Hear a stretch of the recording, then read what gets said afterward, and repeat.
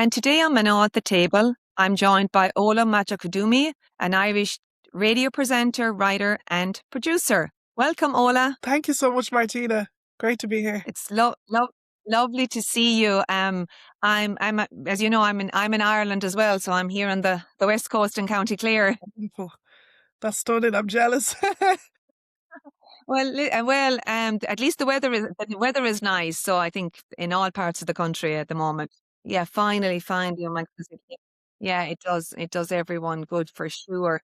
So all I'm so looking forward to our conversation today, and of course you moved to Ireland when you were young and headed off then to an all Irish school at 4 years of age. So what was that like? Yeah, honestly, I feel like everything has just been by accident, but a beautiful accident, as I say. And yeah, I moved to Ireland when I was 7 months old with my parents, and the rest of my family are in Nigeria. And yeah, my dad just got a leaflet at our accommodation at the time for Gaeilge to know that was just up the road in Ranelagh where we were. And he had called my mum, who was at work at the time, and said, "Oh, look, I got a leaflet for this Gael school. Like, what do you think?" And then she asked her boss, because, they might not have really known about Gael school at that point. So my mum asked her boss, and her boss was like, "Oh my God, go for it. That's an amazing opportunity." So yeah, that's how my journey started with the Irish language by accident. But I think a beacon of hope as well, because when you're in a different country, for my parents especially, then, that gave them a sense of community, having me in a Gael school now. Like, my parents were very involved with that school, particularly my mum. And again, it's just integration. I think the language especially is a great access for people of migrant background to integrate with the Irish community and bridge gaps and connect people. And I'm still so glad to this day that I work with the language. That was never my plan, but it just happened and I love it. I suppose for some of us growing up in Ireland, we think of, oh my God, somebody immigrating from another country and immersing themselves in the Irish language, because it's, as you know, it's not the easiest of languages to learn. I think any language has its challenges to learn, but I think there's something about immersion that you just immerse Right. yourself in a language and you don't even think about it anymore after some time. And yeah, I just really enjoyed my experience, when I started off with the language. And my mum always says that from day one, I just really took to it, I guess, to the school and everything. Yeah. That's great. That's great. And then you did your that was so then did you continue through secondary school? Was it all Irish right up until your leaving cert? Yeah, it was. It just so happens that my friends from my primary school were going to that particular secondary school, and yeah, we just all went. And it was great, honestly, to continue on with the language. Again, I don't know if that was ever a plan. My parents kind of left it to me what secondary school I wanted to go to, but they definitely had their choice, I suppose their preferences rather. But yeah, that would have been one of their preferences for sure. So yeah, Great. And I'm sure they that's probably happened. saw that you were in enjoying the language too. So they, Yeah, and that's the thing, like any teenager, even in a Gaelge, I've noticed, because I work with young people now in my day job, they don't particularly have that much passion always for the language, even if they are in an oh, all-Irish school. It's later that maybe you realise, oh, that was worth it. And I always say that to the young people, like, hold on to it. You never know, in future you might, have the opportunity to work with it or just have it in your life even, just even personally. right, right. Yeah, and I think it is very true. As you get older, and I see with some of my friends, you really do appreciate the language, and we feel for people our age, and maybe probably even that there seems to be a real revival of the language. There really is. Yeah, I'm really seeing it. And not only revival, but there's like this really lovely inclusive energy around the language that wasn't always there. And it's so great to see that, like, even on TikTok, you're seeing all kinds of people take to the language, learning the language. The same thing with like the Irish language community. It is growing, it is becoming a bit more diverse. It's just all going to take time in terms of that, because we know the demographics of Ireland and the facts are the facts. But I think we're slowly changing our mindsets on what Irishness looks like today. And so talk about a little bit about the Ireland of today and, immigration and maybe a little bit about race. Maybe that might be three questions in one. Yeah, no, it's difficult, obviously, to talk about, the whole anti-immigration sentiment that's grown in Ireland and in Europe, the Yeah. Western world in general. In fact, it's not even just the Western world. I've seen it in other parts of the world as well. Unfortunately, the xenophobia, but it's it's to do with humankind, I think, as well. We always want to look for difference and pick at it, and I think especially when people are, you know, not feeling the best, worried about housing Right. costs, inflation, their future. You look at the next person to you and see who you can blame. So a lot of people Right. are angry. That's what I put it down to. But that is no excuse ever to be racist and to No. spread disinformation and misinformation either. I've had the privilege, I suppose, in some way of working around documentaries and other mediums that are dealing with these topics. And although that's very hard for me as someone of migrant background to deal with, I'm glad that I can be on that team and say, look, this is not right, we shouldn't do it this way, etc. So it's really important that, even within the conversation around immigration or diversity, working in the media space as well, how can we better diverse that and make sure that representation is seen on both sides, on screen and behind the screen as well. So, those conversations are starting and it's great to see. It's all just going to take time, I guess, as well. Yeah, no, and I mean, and then you want young girls growing up. I mean, you want them to see, someone with darker skin on the TV because then they say, well, I Absolutely. can be there. That's something that I can aspire to be or to do. 100%. And there is a saying of you can't be what you can't see. I don't always agree Right, with that right. because I Okay. I feel that you should aspire to whatever you want, even if you don't see it, and you can be the trailblazer and open that pathway for others. But yeah, I mean, obviously, it's great always to have that representation for our younger people, especially, for the generation that is in school now. They're seeing all of us doing things and being an example of what you can do and what's possible as well. Growing up, you know, we didn't get too much representation on Irish TV. People always say they only saw Samantha Mumba, who I absolutely love, and that was it really. Maybe the Uh, odd few people here and there as well, but yeah, there wasn't too much. And again, people were just getting used to us back then when we were in school. Jesus, like that was a different Ireland. right. You wouldn't even be really taken as Irish at that point, to be honest.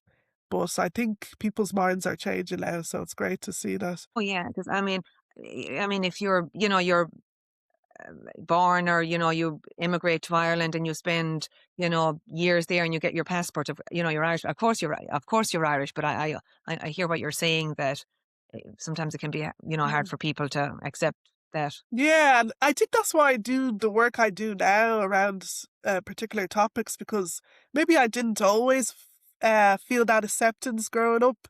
I always felt different. So now I kind of, I suppose, want to exercise those thoughts in a creative way and to show that, people like me are Irish. Like I'm going to be 30 next year, and the context I know for most of my life is Ireland. So, Of what does that course. say? I always think your experiences tell us who you are. So, and that's not to say like I don't love my Nigerian culture. Of course I do. That culture has always been my life. The language has always been my life. I speak Yoruba at home. I only learned that through my parents and family back home as well. So, it's about mixing. I think as well. I really love the intercultural element, and I get to do that on Radio Lifa, where I've been since I was 17 years old presenting Afro Era, Africa Ireland, and just Y- showcasing, different African music, different African Irish artists as well. So it's great to be able to platform those people. It's a privilege. And yeah, just get people to know each other as well. Maybe some of these communities don't always mix together, unfortunately. So it's nice to be able to provide a platform to do that. Right, and I think there's nothing like peer to peer um as well. Yeah, 100%. Yeah, that's another thing, like Yeah. having mentors as well, Yeah. throughout my career and growing up as well. Like we had an art family friend when I was growing up, who happened to be an Irish speaker, and wow, she was like my Irish granny, to be honest. She really helped us here, Well, and she's passed away now, nearly 10 years. So, there's. I just have to say, even if all this anti-immigrant sentiment is going on, I know, and I think most people know that majority of the Irish population are decent, kind people. So you just yeah. always have to think about that. Right, and I think that's the same that's the same all over the world. I mean, we see in the US, what has happened to DEI, a lot of the programs, the funding, Mm. has been, slashed or taken away. And we say, that America is still, still a great country to live in, still a great country to be a part of. So, and it's no different than Ireland. Yeah, that's the thing. You just have to remember those things. It's so easy. I I, found about 2 years ago when all this really started coming into the mainstream, starting to feel quite down about it all, and I started writing trilingual poetry to kind of just exercise who I am, because I felt like I yeah. hadn't been given the chance to exercise my Nigerian heritage with my language that much and my creativity. I wanted to do that. And I've been enjoying that ever since, actually, as well. So it's great to do that. It's kind of like, oh, if you think I'm different, I'm going to show you more of my difference. So it's Right. been a great Uh, outlet doing that. Oh, that's great. So then, Ola, talk to us a little bit. I mean, you've done great. I mean, great things. So talk to us a little bit about, what does Irishness look like and the work that went into that. Yeah, oh, I remember doing that. And God, I was so young then as well. I was 21, and I remember being Yeah. inspired by this great woman, Lorraine Marr, who had started the hashtag I Am Irish campaign. And it Okay. was a campaign basically to highlight mixed race Irish people. And I just remember thinking, this was back in 2017, like, God, people really do need to know now, like, what Irishness looks like today, or what it has always actually looks like, because there has always been mixed race Irish people throughout Irish history. So I decided, and I got in touch with a friend from Radio de Lifa, and I said, "Here, look, I have this idea. Would you help me film it?" Because he was a filmmaker. And for him, we just had a camera. We didn't have much equipment at all, really, to be honest. No money. And I was just like, I'm just going to get people together and they're going to say they're Irish and talk about their story. And then we did it. And it went viral as well. It went viral in the UK, Ireland, and America as well.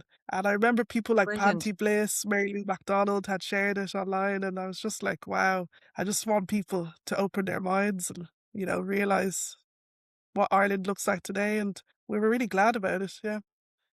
Yeah. And did you feel at all, I don't know, maybe a little vulnerable or afraid? Oh, 100%. I remember we had uploaded the video on YouTube, and that very morning there was about hundreds of hate comments, and we just had to Oh, turn it off, the comment section, yeah, because it was yeah, horrible.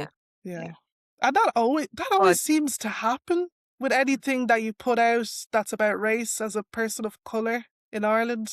It's horrible, and it does but make do you you ever afraid, but we have to continue on. Yeah.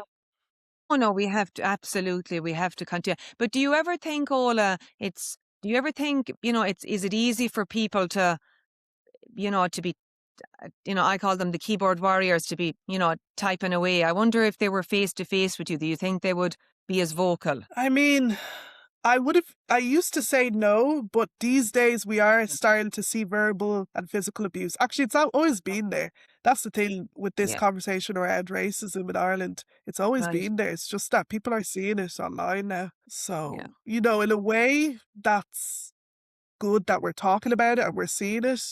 But at the same time, it's scary. There was a while Yeah. there. I And I remember suppose, after the 2023 riots in Dublin, I was like, I'm not going to town. I don't feel safe okay. to go to town, you know?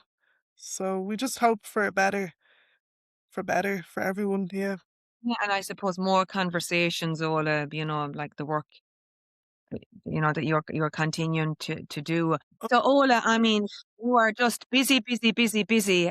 So talk to us about off the scale. Yeah, myself and my partner set up Off the Scale late last year. And for a while, Uh, we were kind of thinking, I think for about a year, we were thinking, oh God, what will we do, to help combat this situation? Something artistic, because my partner is a poet and playwright himself. And we just decided, let's start a multilingual open mic night. And we were so lucky. Dunleary Down County Council had helped us get some funding from Creative Ireland, and we ran 6 sessions last year with special Oh, guests. So special guests from all different backgrounds, including Irish language, African background, Asian, and yeah, it was amazing experience, and we just felt the appetite for more from people that attended. So we decided to carry on, and we ran our first event of the year nearly 2 weeks ago in partnership with Poetry Ireland in the Wide and Stair oh, Bookshop, and that was a magical experience as well. Again, all kinds of oh, people in the audience, and we had Kiru performing. I don't know if you're familiar with Kiru, but he's a Irish Tanzanian artist, and he was incredible. He okay. performed with Cedar, who is a Oh, flute player as well, who was amazing. So yeah, we're really looking forward to the next few sessions we have as well. And again, just kind of building empathy around language and performance and connecting people. yeah, no, that's great. And so do you foresee that, or would you as an ongoing event, or events that you would like to do? Yeah, definitely. It was really good to be able to co-found something again. I had previously co-found Beyond Representation with a cousin and a friend, and Okay. again, that was all about, platforming women of color in Ireland in business, media, and arts. So it's great to continue that legacy, but with language this time as well. Yeah, yeah, no, no, that's great. And then I know, as well, Ola, you're also on the board of Forest na Gaeilge, right? Yes, I am, and it's a privilege. And it's great to continue that legacy now, but through language as well. I used to present a show on RT2XM called Unheard. And again, that was about, set Black and Gaelic is how to bring in, two communities together through music. So I really enjoyed doing that on RT2XM for that time. But I'm still on Radio Lifa. I still produce for TV when I can. My day job is fighting words, which I'm really loving and upskilling as well because I'm working with young people, which I've never really done before. Just kind of, suppose in somewhat trying to be an example to them, but also try to help them creatively with their imagination through Irish as well, because I don't really get a chance to do that through the language. But yeah, I'm just really And, enjoying, looking back and just being grateful, I suppose, for everything. Yeah. Ola, your day job, is that um, immigrant children, or or everybody included? So I mostly work with Guelph Scullina and Guelph Colossi because of my role, Okay, but those okay, schools are more diverse these days as well, and we do all right, run okay. bilingual workshops with mainstream schools as well. So you do get to work with a mix of people, which is great. Okay, okay. And I mean, you referenced it earlier. Ola, you talked about immersing yourself in the Irish language, and you talked about the arts, and then I know also the Irish Times picked it up, talking. Ireland has, we have such great fashion and beautiful style. And talk to us a little bit about the African style. And we notice um your lovely top today. Yeah, I'm represented today and I love doing that. Yeah, so I did write that article for Irish Times some years ago, and yeah, just platforming African Irish designers, fashion designers here.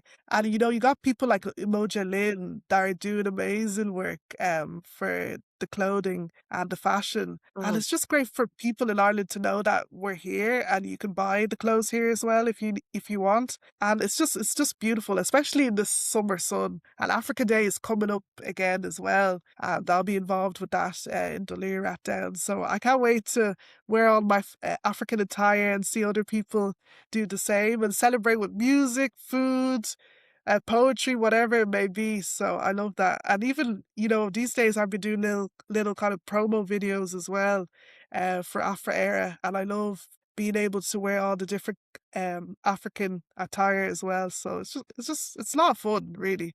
And it's just beautiful to see. And we have been seeing African fashion as well, across the Western world at fashion shows. There are fashion shows on the continent as well, such as Lagos Fashion Week. So it's just great Okay, seeing okay. all of this and amazing designers being platformed. Yeah. Yeah, no, it really is, and I mean, the colors are I mean, the colors are just beautiful.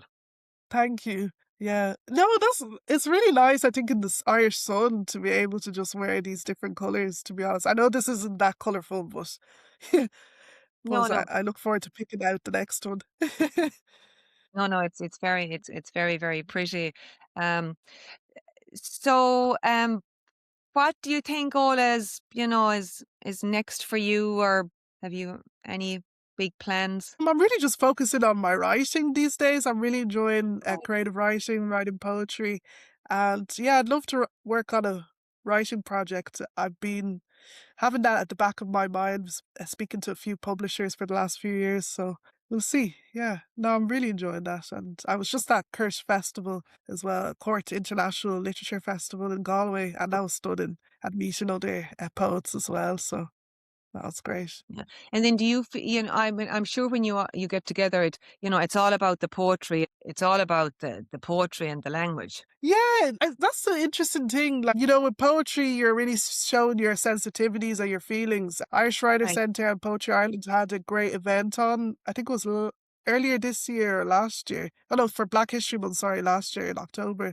And that platforms some of the best, or no, sorry, let me say that again.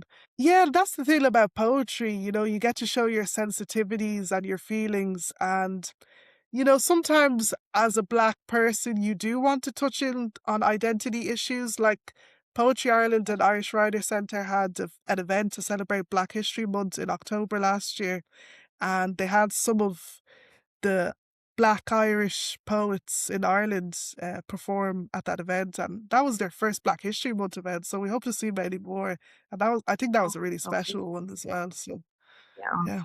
Yeah, yes, I'm sure that hopefully there'll be more.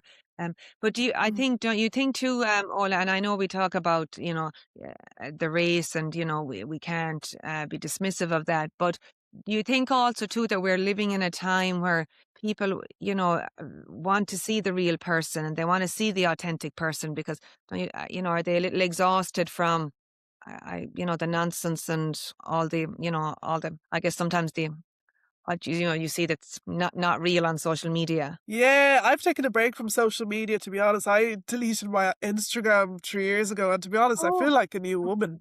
Yeah, it's been very good wow. for me because you just get wrapped up in that world too much. And yeah, I No, I agree. know. Instagram, something like Instagram anyway, is a bit fake. But I think TikTok, Mm. people are getting to be a bit more authentic, maybe, because you can't hide. Okay, It's a okay. video. Yeah, that's what Oh, I feel. right. Okay. Okay. I'm not on TikTok, so maybe I need to be I need to be on. And then You need how to join.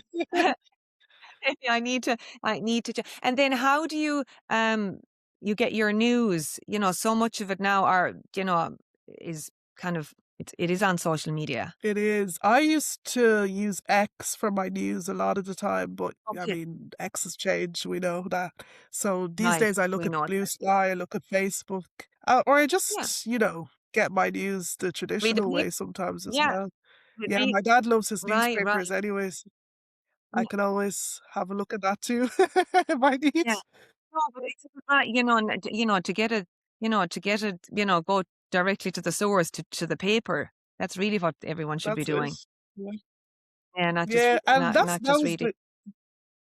that was the case whenever you'd work in RT or in a journalistic Mm. position, you get the newspapers first thing in the morning on the desks. So yeah. Yeah, it is sad to see prints kind of die out in that way as well, because there's something about having the physical item that I like as well. I know. Everything's online now, which is tiring. I Yeah, I know it is, and even books now. I mean, it's people read on their Kindles, and I know. Yeah, no, I like a Um, physical book. me, me too, me too, me too.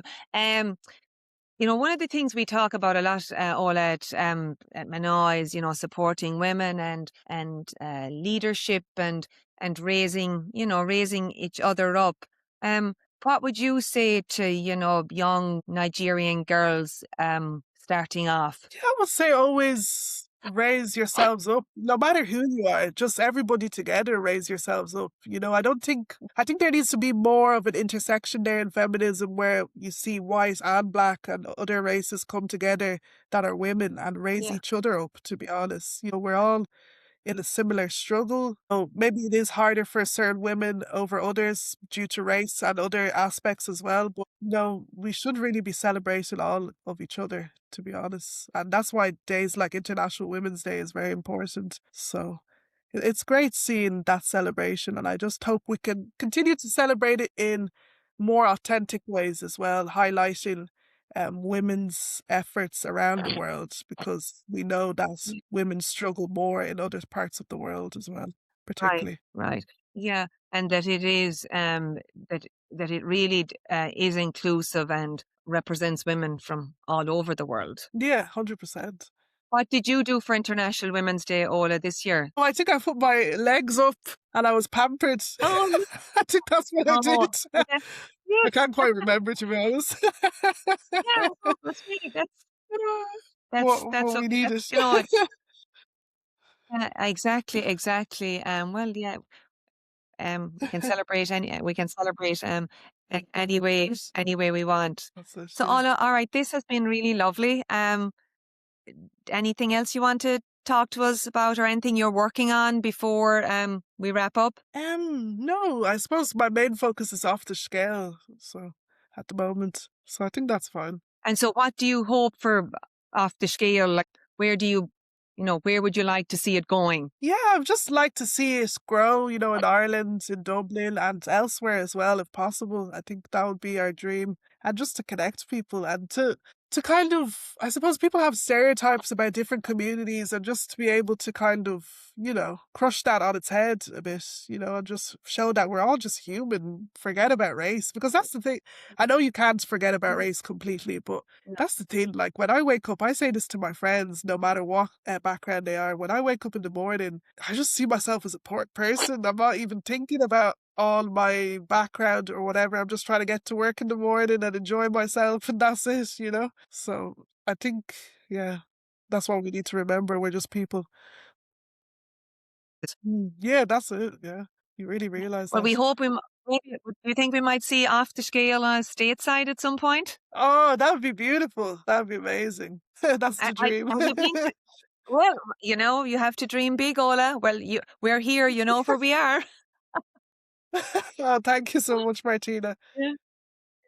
Yeah. Have you been to the States, Ola? I have. I was in New York for the first time a few years ago for an Irish Okay. Unity Summit, actually. Yeah. Oh, okay, great. Well, next time you're going to have to come to Boston. Yeah, I've never been. I'd love to. That'd be great. I hear all the Well, Irish then, are there too. So. yes, yes, yes, definitely a big diaspora there for sure. All right, Ola. Thank you so much, and we will talk to you very soon. Thank you so much, Martina.